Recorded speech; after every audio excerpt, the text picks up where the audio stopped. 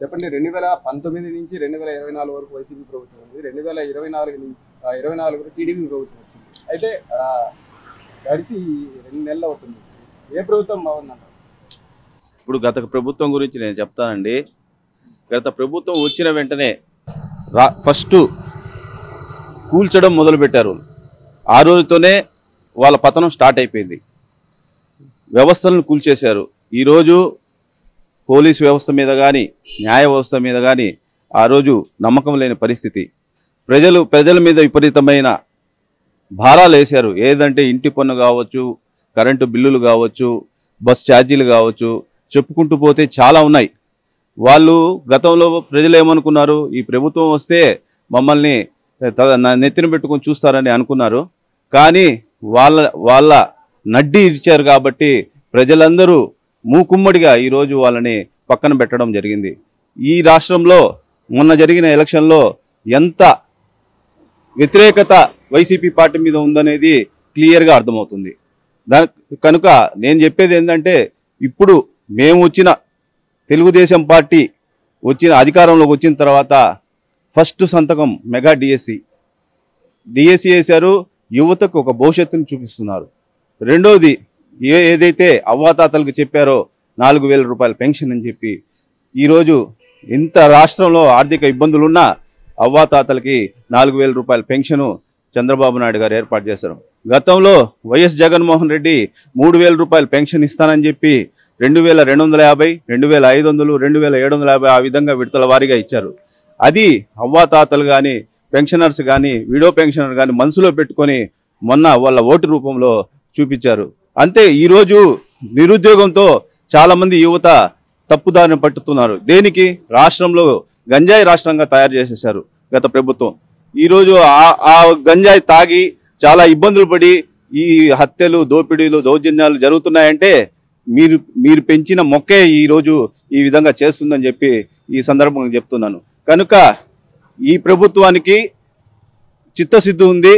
ఏదైతే చంద్రబాబు నాయుడు గారు చెప్తున్నారో ప్రతి ఒక్క పథకం నిదానంగా గ్యారంటీగా చేస్తారు. వైసీపీ నాయకులు ఏమంటున్నారంటే, ఇప్పటికీ చంద్రబాబు నాయుడు వచ్చి 2 నెలలు ఉన్నా కానీ ఏ పథకాలు కూడా అమలు చేయటం లేదు, అంతకుముందు మేము అమలు చేసిన పథకాలు అమలు చేస్తున్నాం చెప్తాను. దానికి ఏమంటున్నారు? ప్రభుత్వం వచ్చి 2 నెలలు అయింది. మీరు 5 సంవత్సరాలు పాలించారు. మీరు రాష్ట్రాన్ని ఆర్థిక వ్యవస్థని ఏ విధంగా చిన్నాబంధం చేశారో తెలుసు. రాష్ట్రాన్ని అప్పుల కుప్పలో దించేశారు.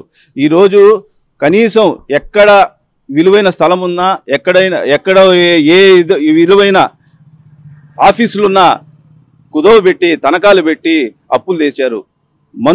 మందుల మీద ఎన్నో కోట్ల రూపాయలు సంపాదించారు. ఈ డబ్బంతా ఎక్కడ పోయిందని మాకు అర్థం కావట్లా.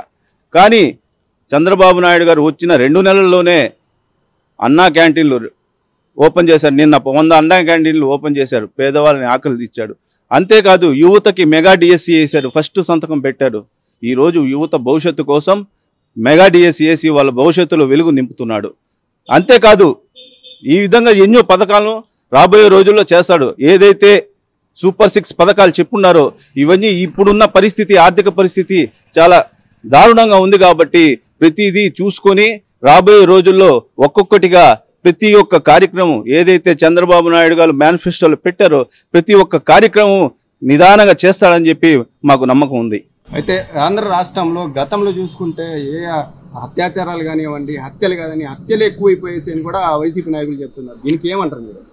హత్యలు ఎక్కువైపోయాయంటే యువతకి ఎటువంటి జాబులు చూపించకుండా గత ప్రభుత్వం జాబ్ క్యాలెండర్ అని చెప్పారు.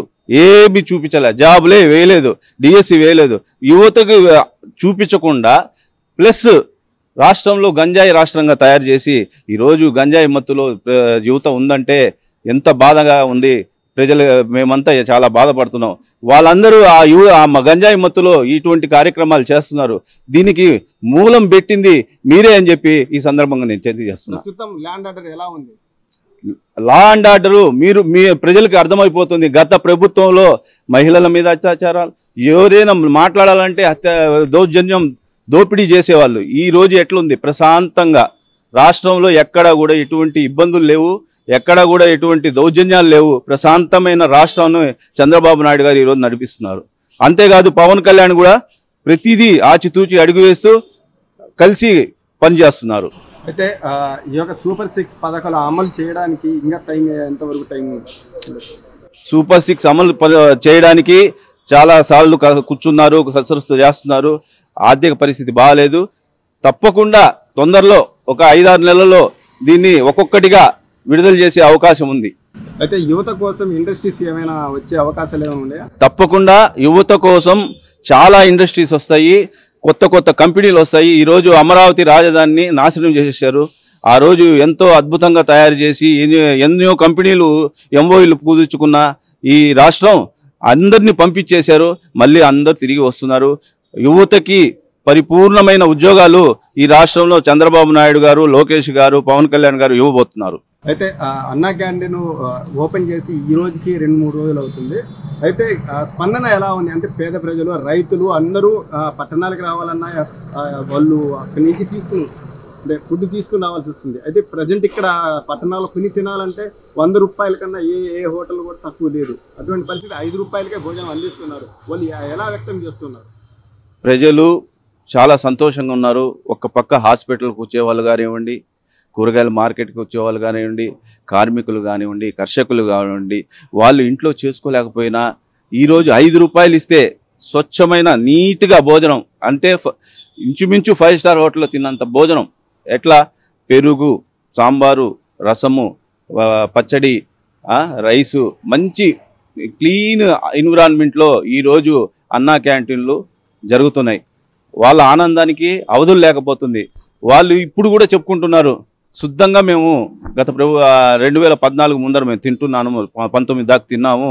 ఈరోజు జగన్మోహన్ వచ్చి తీసేశాడు, మళ్ళీ చంద్రబాబు నాయుడు గారు వచ్చి పెడుతున్నాడు, ఆయనకి మేము శిరస్సు వంచి నమస్కరిస్తున్నామని ప్రతి ఒక్కరు ఈరోజు ఆయన్ని స్మరించుకుంటున్నారు.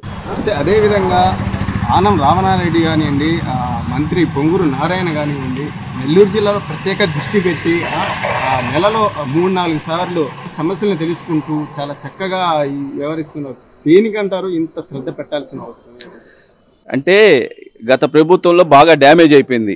ఎవరిని పట్టించుకోలే. ప్రజల యొక్క బాధలు, కష్టాలు, నష్టాలు ఏం అవసరం లే. లేదో నేనేదో చేస్తున్నానని చెప్పి బటన్ నొక్కటం, ఆ బటన్ నొక్కేది కూడా 100 మంది ఉంటే ఒక 20 మందికి 30 మందికి వేసేసి తూతూ మంత్రం చేసేసేవాళ్ళు.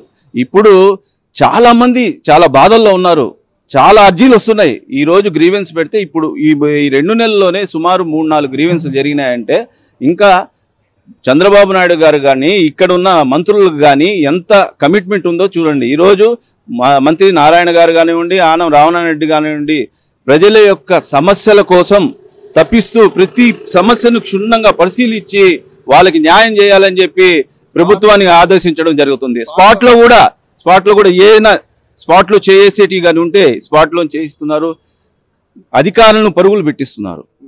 ఈ విధంగా జరిగితే సమస్యలు అనేది పేద ప్రజలకు కానీ ప్రజలకు కానీ ఉండవని చెప్పి ఈ సందర్భంగా నేను తెలియజేస్తున్నా.